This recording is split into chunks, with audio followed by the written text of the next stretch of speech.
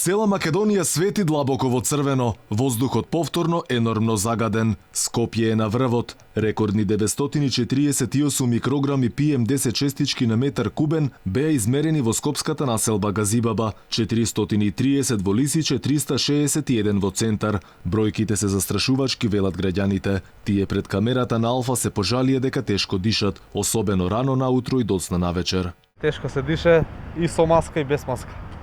Носите често? Возжуваме многу, купуваме скапи маски, менјаме филтри, треба да се бара решение. Решение прават градските власти или? Па гледаш испод тепа од решавање работево. Посериозно да се свати оваа работа, затоа што повеќе луѓе носат и маски и све, ама џабе е све тоа. Не да смета, на кого не му смета праше, на сите. Тешко во моментов? Невиден, тешко, на шкрга, као риби на суво.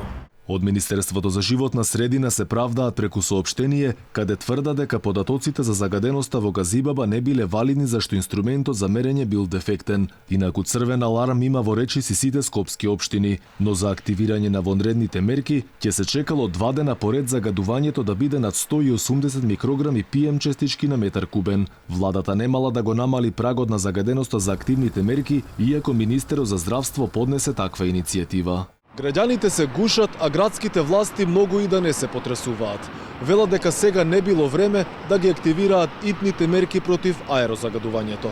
Освен во Скопје, тешко се диши и во Тетово, Гостивар, Кичево, па и во Битола и во Штип. Речиси секаде сликата е застрашувачка, особено кога температурата опаѓа. Светската здравствена организација проценува дека токму загаденоста е главната причина за предвремено раѓање на бебињата низ за болести како и појава на карцином кај населението.